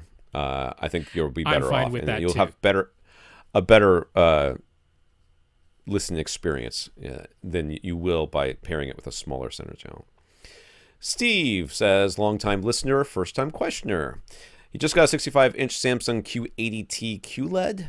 He's using a Denon S910W receiver with a 5.1.2 setup and an Xbox One S for both gaming and Ultra HD Blu-rays, with plans to get an Xbox Series X when it comes out. He wants the best possible gaming and audio experience, and the Samsung's manual mentions that HDMI input 4 is recommended for gaming, but HDMI input 3 is the eARC port. So how should he connect his Xbox One S? And when he gets an Xbox Series X, how should he connect that? The Denon S910 has ARC but not eARC, so he can't get the highest quality audio if he connects Xbox directly to the TV, right? But his Denon, but can his Denon pass through the best video signals for gaming? What should he do? See, that's what if it's got eARC, it's got to be able to pass through at least 4K and all that other stuff. So yeah, but the Denon does not have eARC. The Denon that he owns. Oh, the Denon doesn't. It's the Samsung that does. The Samsung does, but his Denon S910 does not have enhanced audio return channel. So to explain what's going on with the HDMI input 4, that is the one and only HDMI port on the Samsung Q80T that can actually take a 4K 120 signal. It can only do so from an HDMI 2.1 device, so that would be the Xbox Series X or the PlayStation 5. That's the only type of device it can, but that is the one input that can do that. Now, with the Xbox One S that you own right now, there's really no problem plugging that into your Denon and the Denon into the HDMI 3 ARC port of your Samsung, as you would normally do. You're not giving up anything that way because you can still go up to 4K 60 through the Denon and into the HDMI input 3, and the Xbox One S is not going to do 4K 120. It's going to do 4K 60 at the most. So that one is fine. But when you get to the Series X, unfortunately, unless you upgrade your AV receiver to so you don't necessarily have to get an AV receiver that can pass through 4K 120, but you would have to get one that can at least do eARC if you want the maximum video and audio, because the only way to get the maximum video from the Xbox Series X with your Q80T would be to plug it into that HDMI 4 input.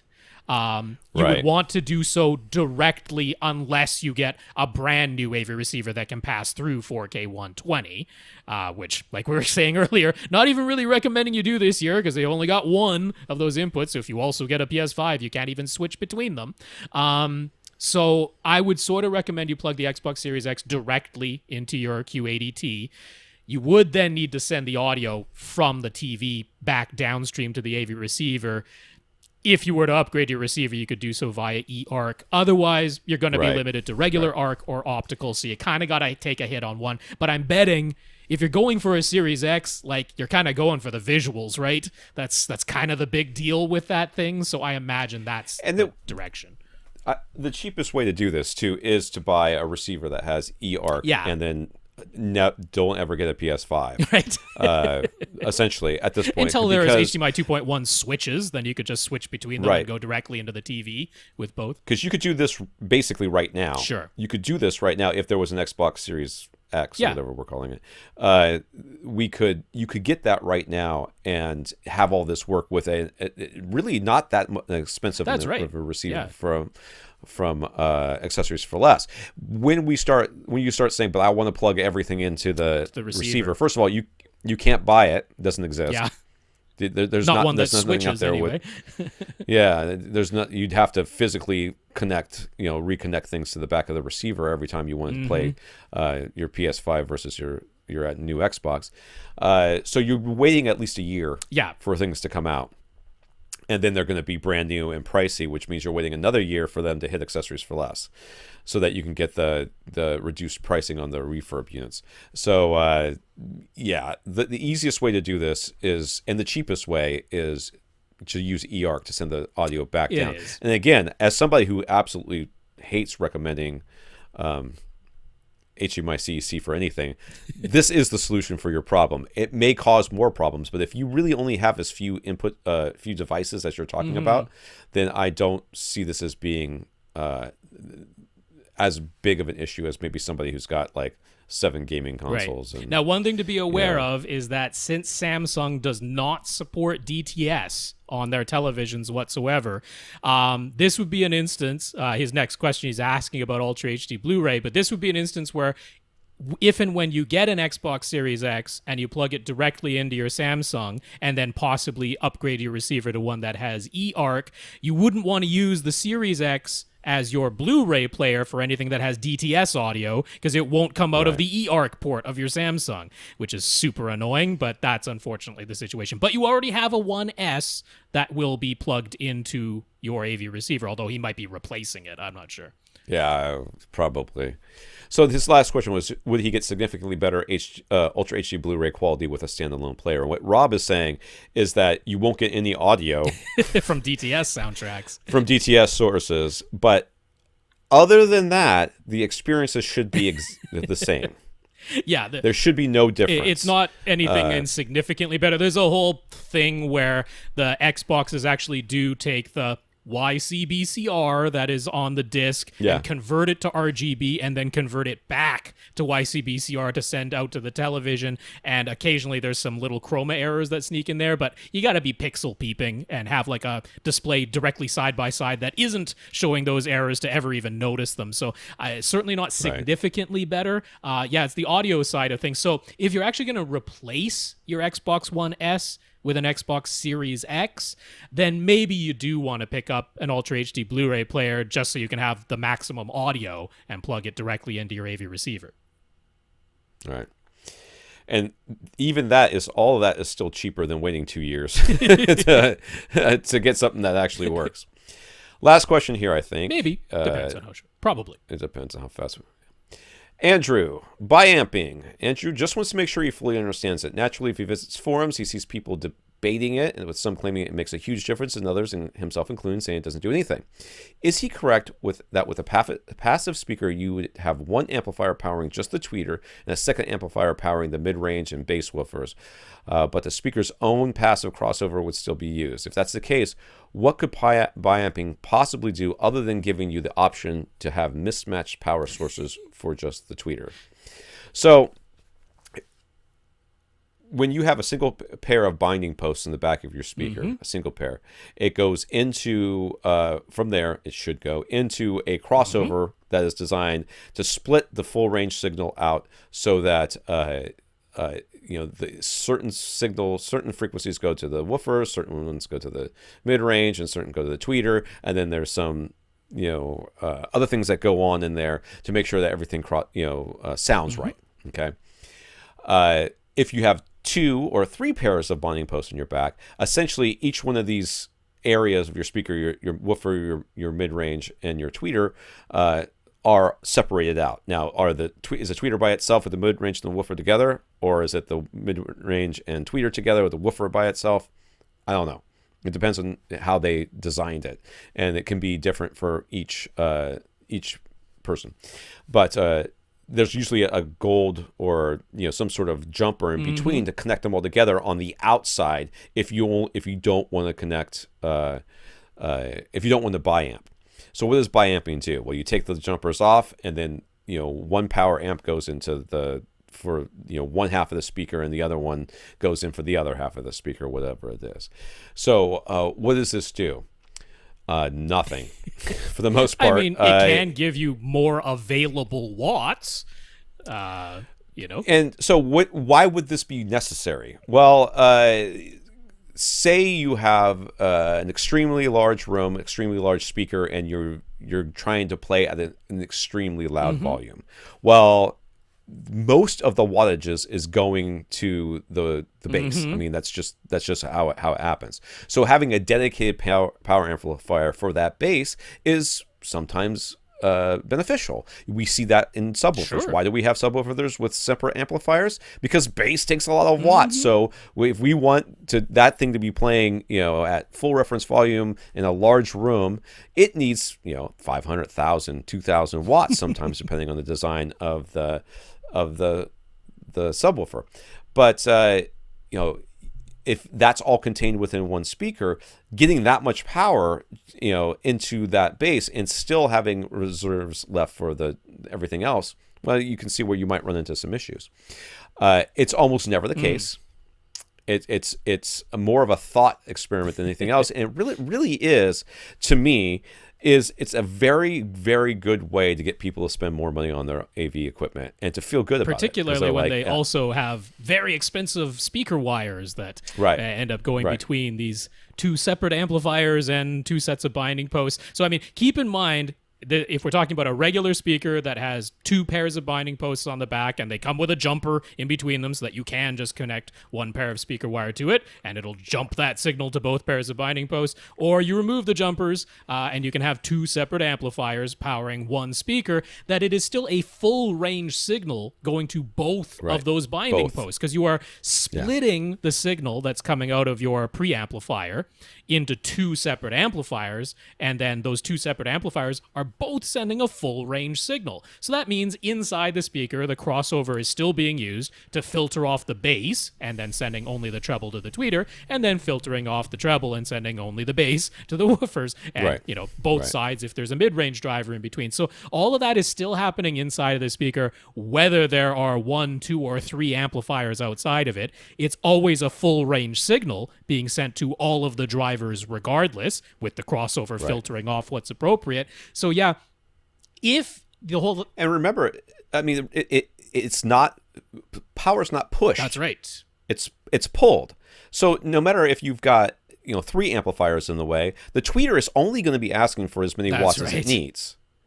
So now you've got an entire 200-watt monoblock amplifier powering a tweeter that is asking for a quarter of a watt. Exactly. Yes. The thing that comes up. So, I mean, what Tom explained, in the thought experiment sense, it makes sense of like, I need maximum wattage for the bass section of this speaker.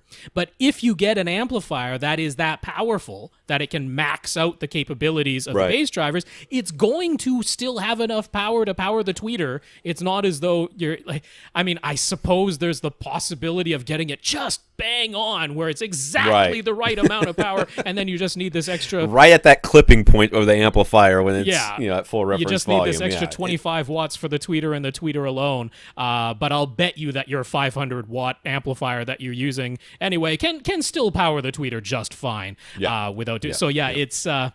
There's a theoretical way that you could work out the math just right where by amplifying could kind of make sense, but practically speaking, no, it just doesn't need to happen.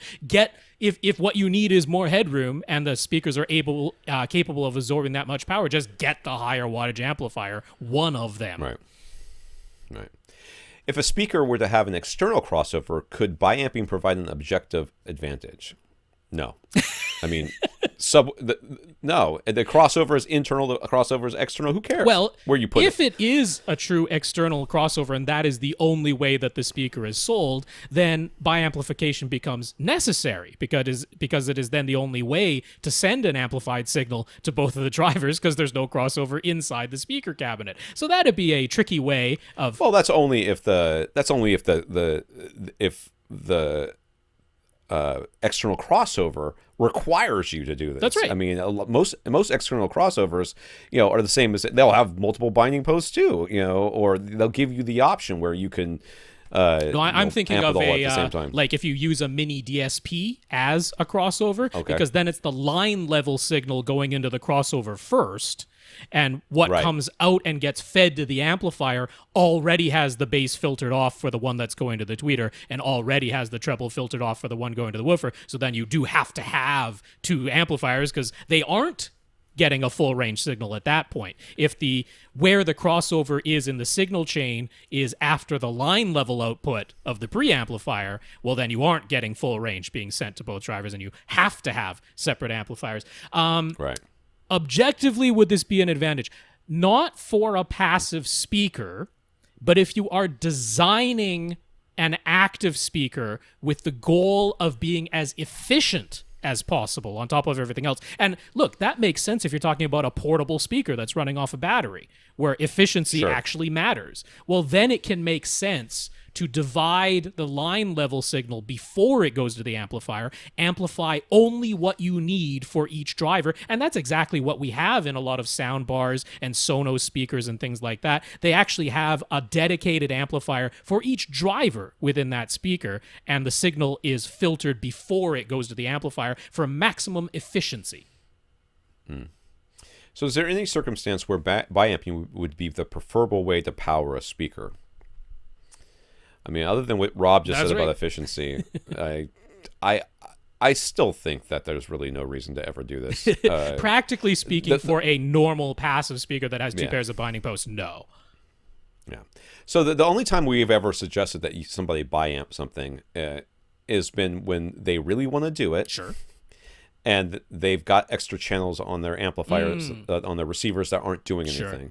You know, you buy a 7-channel, back in the day, you buy a 7-channel amplifier, today. You've got a 5.1 system or 5.2 system, and you've got these 2 extra channels that aren't doing anything. They're just sitting there, and people are like, well, what should I do with these things? I'm like, nothing. Don't do nothing with them.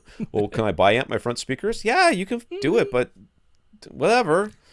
Don't. And then they do it anyway. Same amount of power still being drawn, but no, I think we've covered that. Yeah, in a self-powered speaker, it can make sense as a design choice. All right, I gotta go. So who's next? We have Mike A, Infinite Gary, Timothy, and Raul. I believe that's all of them. All right, we want to thank our listeners of the week. We want to thank Brandon for going to www.avrant.com and clicking on the Buy Us a Cup of Coffee link and leaving us a PayPal donation, as well as our 125 patrons over at patreon.com. Thank you, Brandon. Thank you, patrons. Indeed, Brandon. Thank you very much for the PayPal donation. Very much appreciated. And patreon.com/AVRant Podcast if you would like to sign up for an automatic monthly donation. Thank you to our 125 patrons over there. Thank Corey for reaching out to Gary Kubian and getting some good customer service, as well as our notes of gratitude from Dan, Brendan, Dazz, and Timothy. For sure. Corey, that's a great story. Thank you very much. And we're happy to pass along a story of such good customer service like that from SPS and Gary Kubian in particular. And Dan, Brandon, Dazz, and Timothy really appreciate those notes of gratitude. And again, thank you to everyone for continuing to listen to us. If you want to send your question at avrant.com, our email address. That's the place to send it. There you go. For AVRant, I'm Tom Andrew. And I'm Rob H. Now stay in and listen to something.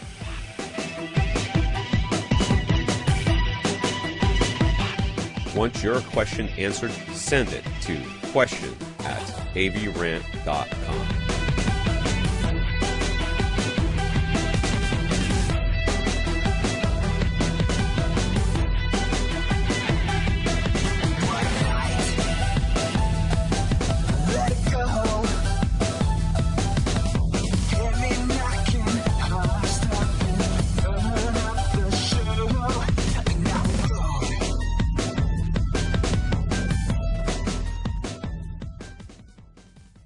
This is AVRant. Now go out and listen to something.